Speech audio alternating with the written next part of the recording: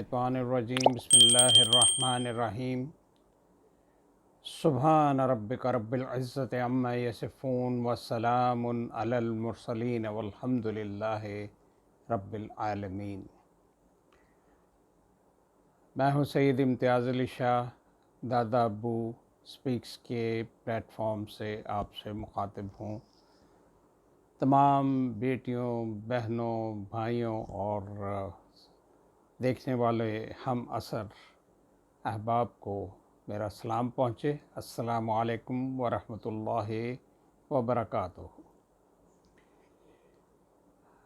अज़राए करम इसको वो बेल आइकन भी दबा दीजिएगा, सब्सक्राइब कर दीजिएगा और इसको लाइक कर दीजिएगा।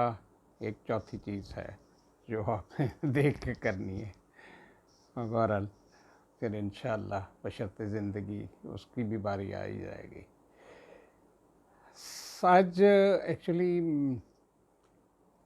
कुछ अहबाब आए, उन्होंने माजी के कुछ दरीचे खोले और मुझे फ़ील हुआ कि हाँ, ये भी एक चीज़ है जो अपने अहबाब से गोशगुज़ार करनी चाहिए कि दुनिया में मुख्तलिफ़ सिविलाइजेशंस हैं और मुख्तलिफ़ किस्म के लोग हैं, लेकिन कुछ बुनियादी चीज़ें हर जगह की थोड़े से अंदाज के साथ मुख्तलिफ़ हो जाती हैं, होती हैं और हैं।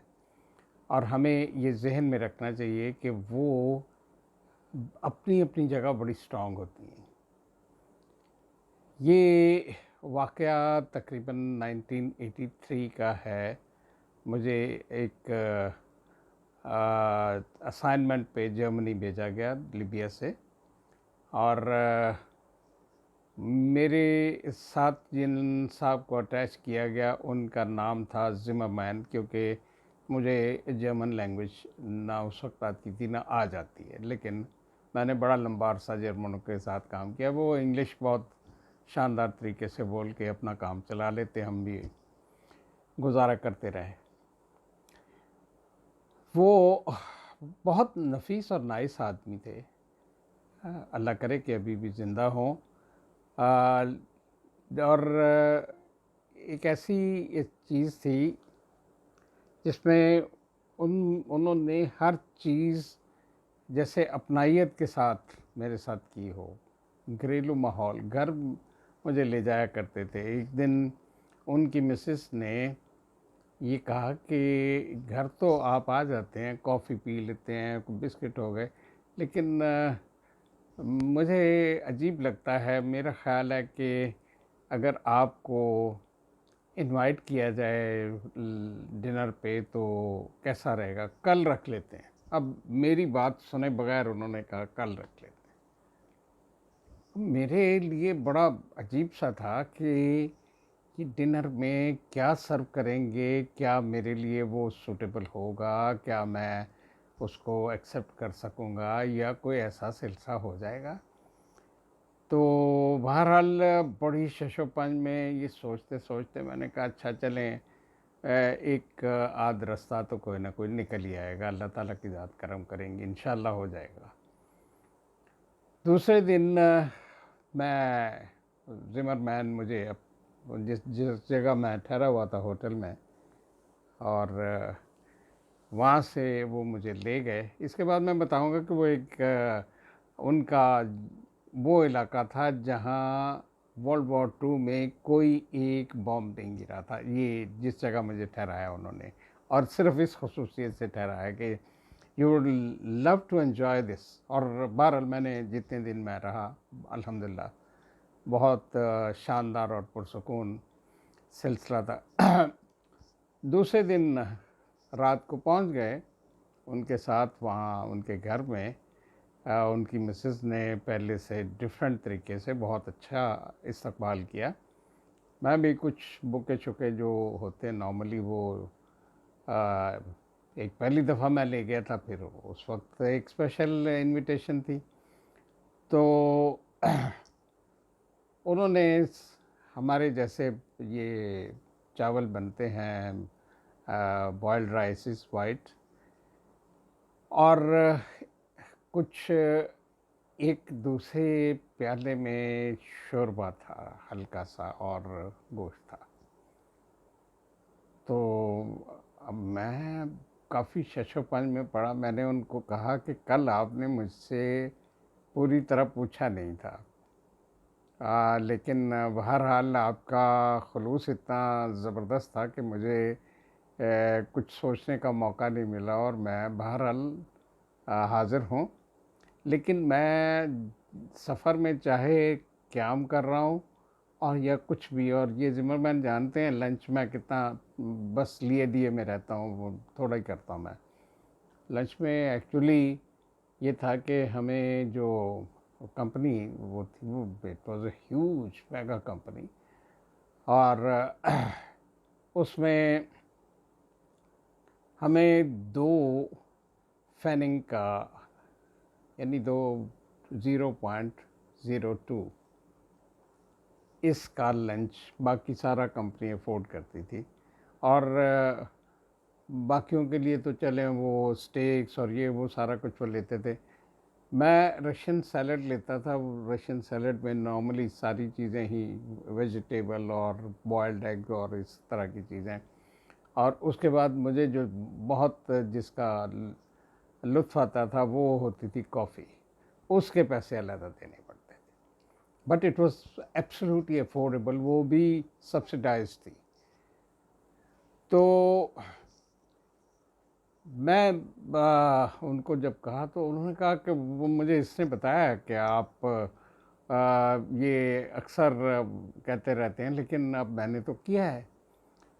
तो फिर उन्होंने कहा कि एक चीज़ मैं क्लियर कर दूं तुम्हें, हम ये जानते हैं कि तुमने हमारा जो गोश्त है वो ज़िबा किया हुआ नहीं खाना था,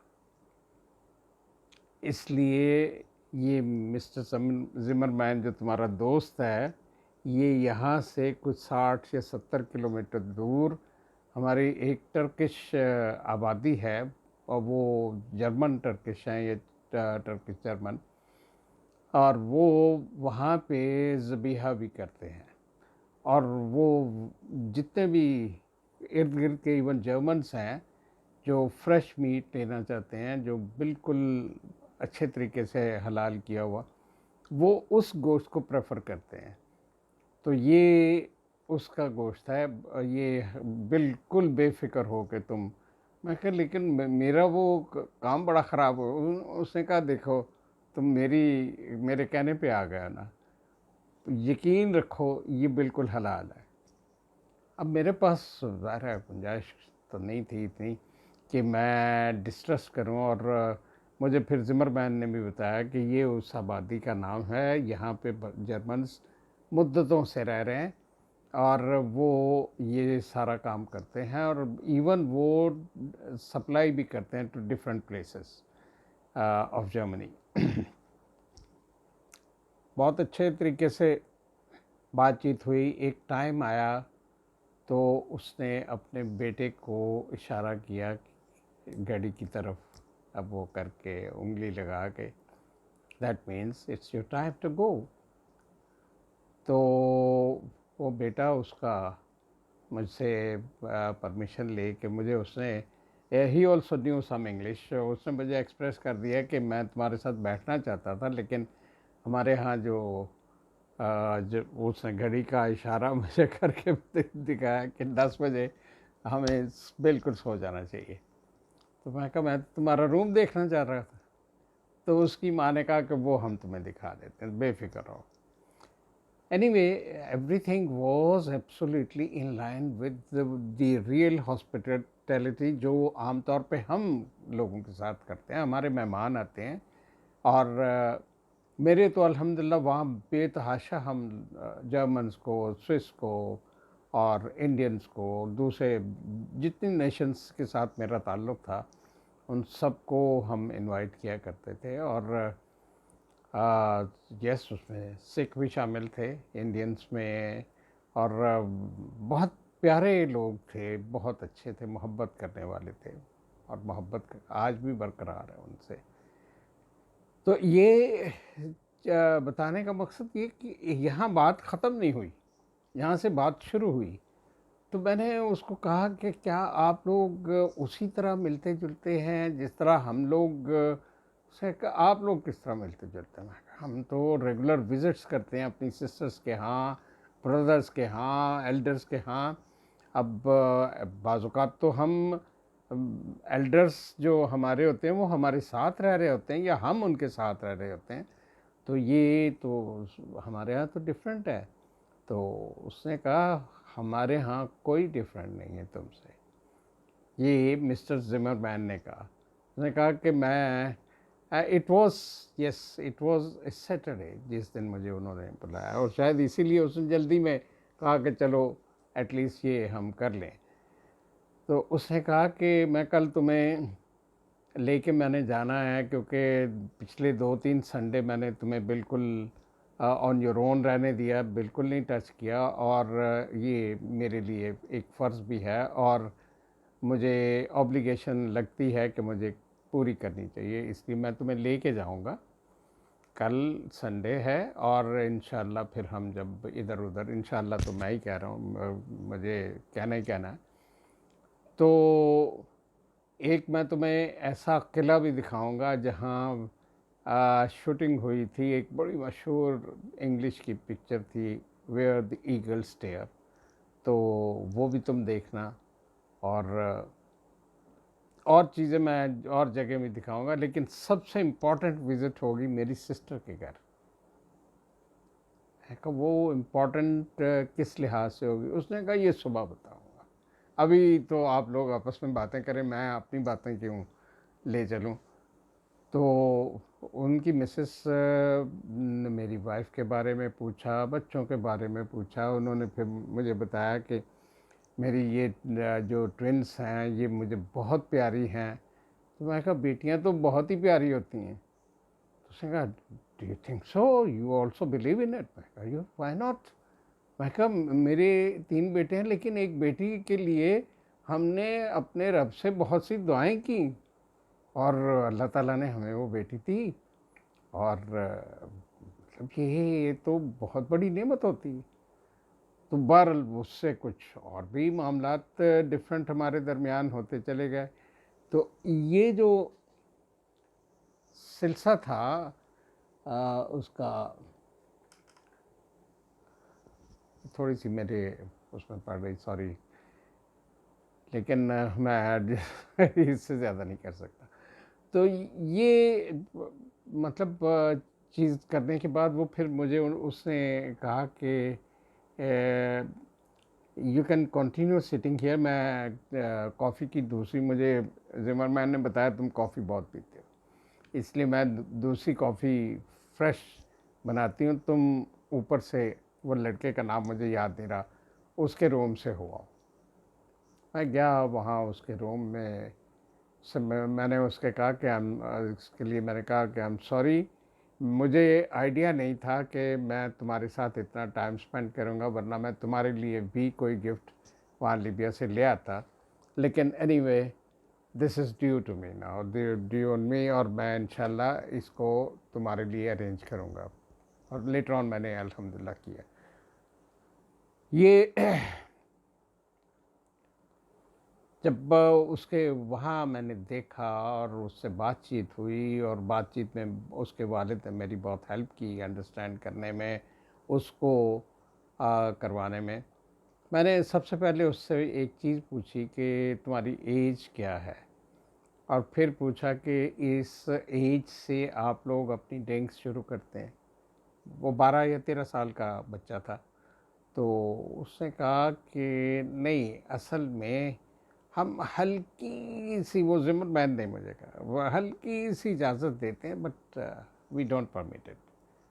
ये जब 16 या 18 साल का होगा then we will give him permission, but उसमें भी थोड़ा सा डिसिप्लिन रखना पड़ेगा। तो लेटर ऑन जाके ये अपने डिसिप्लिन को खुद केटर करे।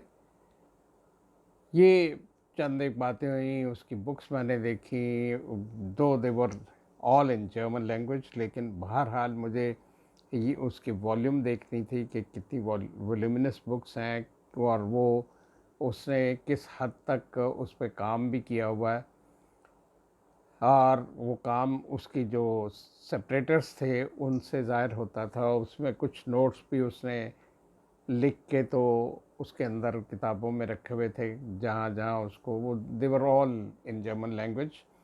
लेकिन मैं जो चीज़ ज़ाहिर करना चाह रहा हूँ वो ये है कि देयर वाज समथिंग, और वो यही थी कि इसको किस तरीके से वो चलाते हैं। अब आइए दूसरे दिन की तरफ है। एक ही बात मैं बता सकूँगा, ज़्यादा लंबा हो जाएगा ये सिलसिला। वो ये था कि वो मुझे अपनी सिस्टर के पास ले गए जिमरमैन दूसरी morning. 10 o'clock we reached over there, और वहाँ पे उनकी जो भांजी थी वो इस तरह दौड़ती हुई मुझे आके मिली जैसे she was just waiting for me. तो मैंने हल्के से जिमरमैन की तरफ देखा, उसकी तरफ, तो उसने मुझे कहा कि I know English and you can talk to me in English language. मुझे जिमरमैन ने तुम्हारे बारे में इतनी डिटेल में बताया हुआ है कि मैं बहुत शिद्दत से इंतज़ार कर रही थी इस संडे का, इसने मुझसे कंप्रोमाइज़ किया था। तो you know he is brother of my mother and he is my uncle. उसके बाद जो चीज़ थी जिसको फिर किसी तरह डिटेल में बताऊंगा, वहाँ की एक रवायत थी उस कबीले की जो जिससे वो बिलोंग करते थे, कि वहाँ मामू अपने भांजों और भांजियों के बहुत से मामलात, जिसमें एजुकेशन है, जिसमें उनका डिसिप्लिन है, जिसमें उनके कॉलेज और यूनिवर्सिटी के मुतल्लिक फ़ैसले करने हैं, वो सारे वो करता था। ऑफ कोर्स जो फाइनेंशियल बर्डन था वो पेरेंट्स के ऊपर होता था, लेकिन फ़ैसले उसके होते थे। अब उस बच्ची का जो बाप था वो अपने भांजों और भांजियों का ये सिलसिला कर रहा था। और ये चीज़ मैंने अपने टीचर के यहाँ भी यहाँ देखी थी, जो अपने भतीजों और भतीजियों के। तो ये थोड़ी सी चीज़ें कोशगुजार इसलिए करनी है कि हर जगह एक रिवायत होती है, उन रिवायतों में बड़ा शानदार खलूस होता है, बहुत अच्छी होती हैं, और वो चलती हैं और आगे लेके हम लोगों के लिए भी एक आई ओपनर बनती हैं कि yes, nations are living together in harmony और पीस और लव और इफेक्शन के साथ रह रही हैं।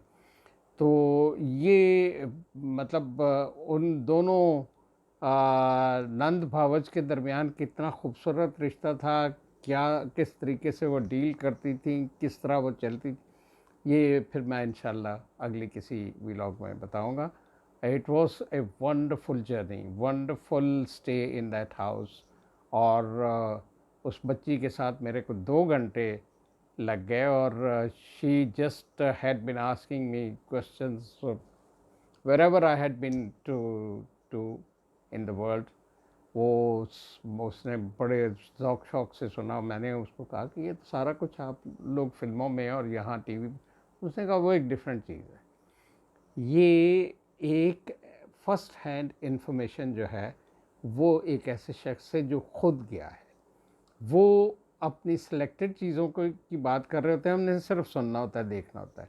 अब मैं क्वेश्चन कर रही हूँ और तुम मुझे जवाब दे रहे हो, and that's a wonderful thing.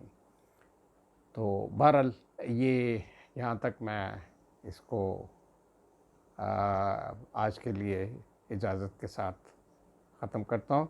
अल्लाह ताला आपको आसानियाँ बख्शे, आसानियाँ देने की तौफ़ीक बख्शे, इनायत करे आप पे बहुत सी अपनी ब्लेसिंग्स की। और मेरी ढेर सारी दुआओं के साथ मुझे अपनी दुआओं में जगह ज़रूर दीजिएगा। जज़ाकुमुल्लाह खैर। अल्लाह हाफ़िज़।